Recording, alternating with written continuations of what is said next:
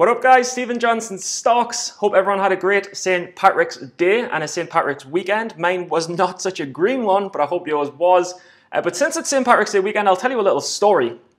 So I was in a hotel in Ireland and I was checking in for a room on a weekend away there. And the woman was like, top of the morning to you, thanks for checking in. She was like, can I get you a newspaper for the morning? And I was like, newspaper for the morning. Yeah, that would be great. I was like, do you have the Times? Could I have the Times? Because I like to read the Times in the morning. And she was like, if I don't have the Times, what'll it be? And I was like, what will it be? It'll be a fucking disappointment.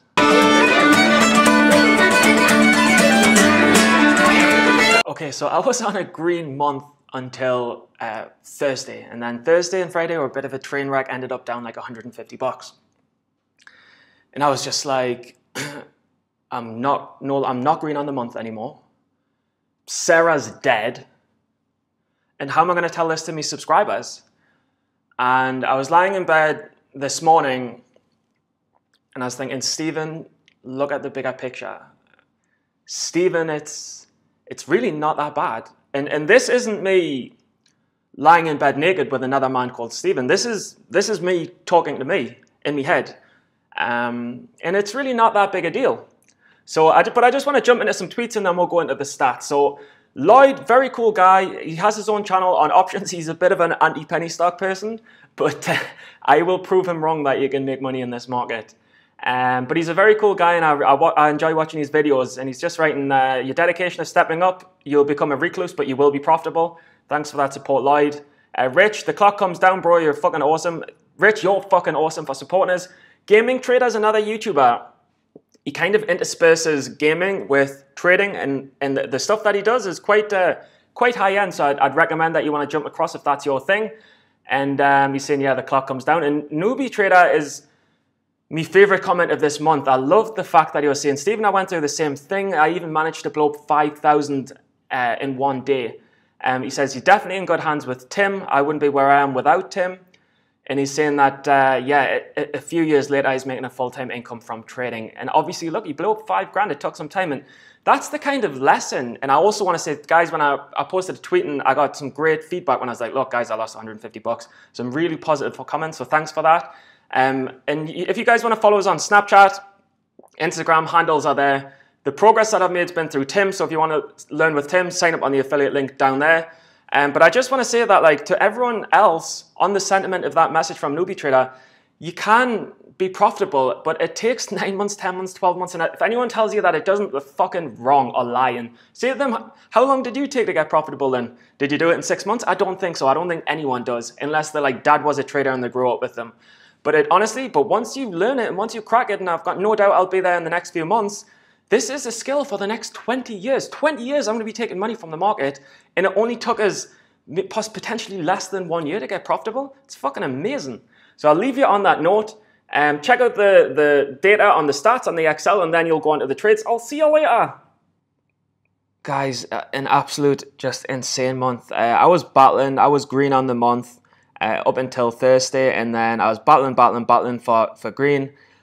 And I lost a little bit of discipline because I was really pushing for that green month to sustain it, and took a couple of bad trades on Friday and boom, down 150 bucks, which totally sucked. But you've got to look at the big picture still. And in reality, all I wanted from last month was to think that this 46% win rate wasn't a fluke, to know that I could stay in the 40s again. And if I can stay in the 40s, even hit the 50s potentially this month, and this will be an amazing, amazing month for me, because it shows that this big step up from the 35s to the 50s or the 45s is real progress. And again, to try and think that I can be profitable this month, like, my trading doesn't work like that. I mean, you learn things intellectually and it takes time to apply them functionally. And for me to go from 8% to 7% to green, I think it's just too big a step. So to settle, I mean, it's good to have the goals, but ultimately, if I end the month 2 to 3% down on my account, that is a monumental, massive step forward. It's inching even closer and closer.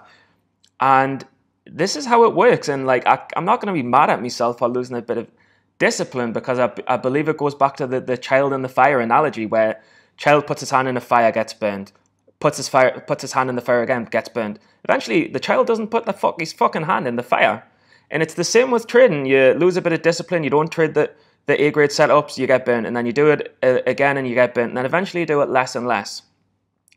So I just understand I'm going through a process on a functional level, and I accept that. So certainly no reason to be disappointed. It's just a learning experience. And one of you guys was saying, can you make a video talking through how you progress month on month on month? I can do that if you guys want to see that. But just to let you know quickly, June, July, August, September, October, I was really didn't know what I was doing. Losing massive amounts of my account balance, should have been paper trading, winning almost never. Like, this was just a real month of like absorbing information and kind of understanding things intellectually but not applying them functionally.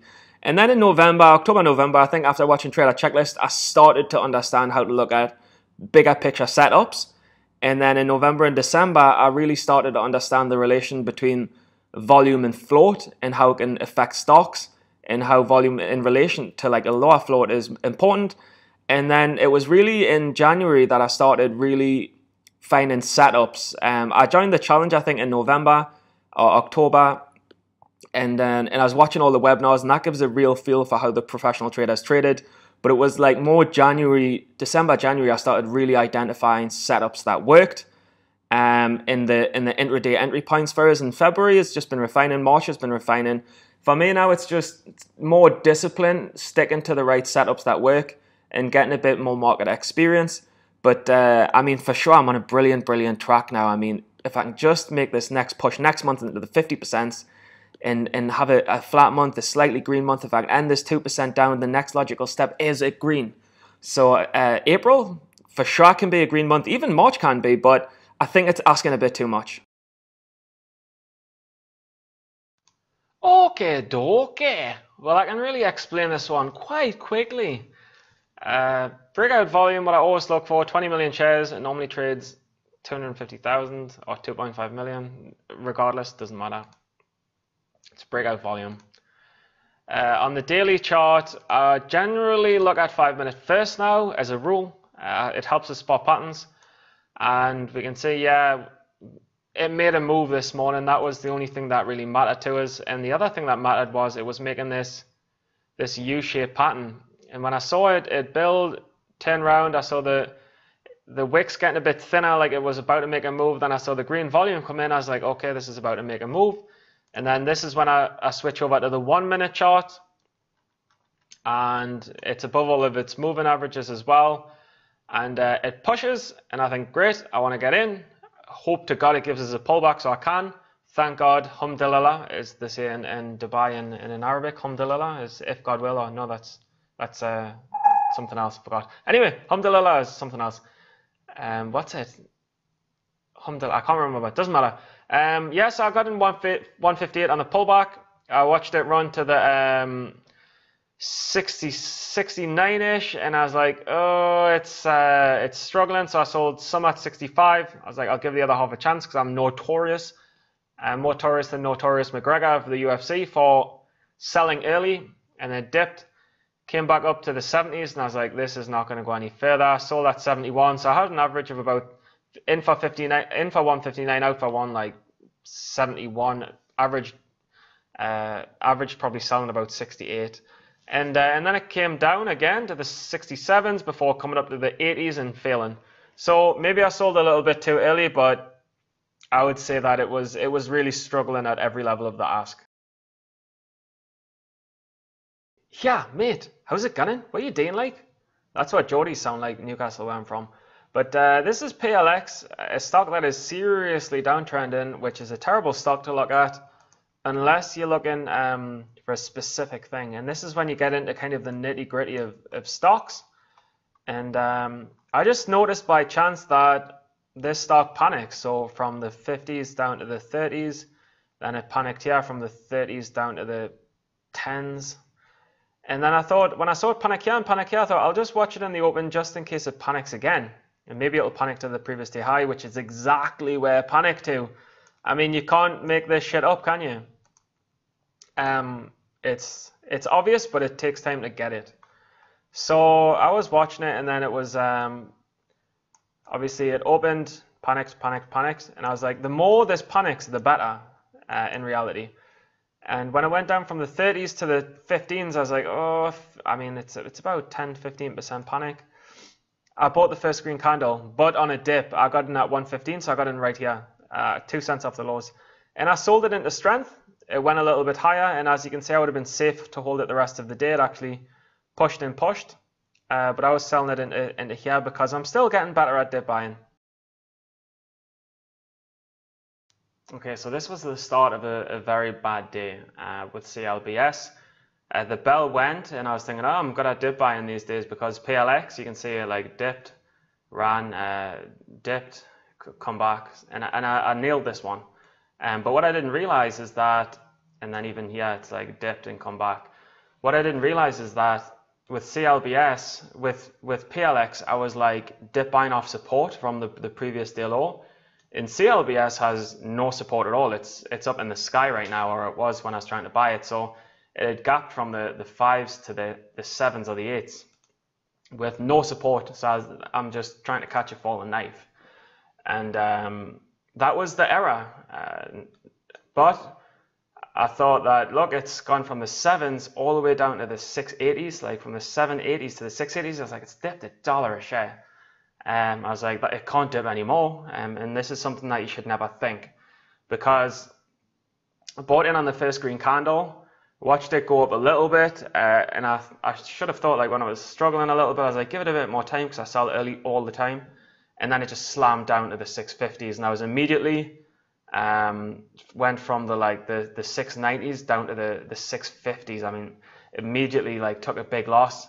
And I got out on a little pullback up to the 670s, and I've just learned, don't dip buy where there's no support in sight. It's a really important lesson. I hope you guys enjoyed it. Thanks for watching. There will be no crazy balcony shouting today, because I just want to say a few serious things. One, I am actually taking money from the market. I'm just losing because of commissions. So I will be upping my position size from $1,000 to $1,500 a trade minimum now, because I am actually taking money from the market.